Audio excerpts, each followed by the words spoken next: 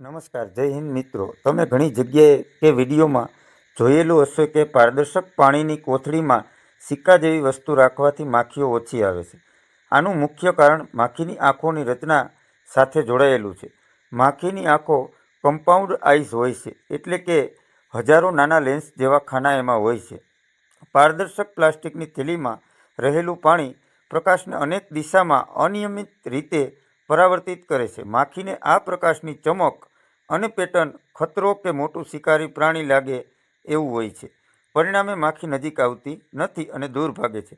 આની હજી સુધી કોઈ વૈજ્ઞાનિક 100% સાબિતી નથી, પરંતુ અહીં માખીને દૂર રાખવાનું પરિણામ પ્રકાશની તીવ્રતા, પાણીની પારદર્શિકતા અને તેની સ્થિતિ પર આધાર રાખે છે।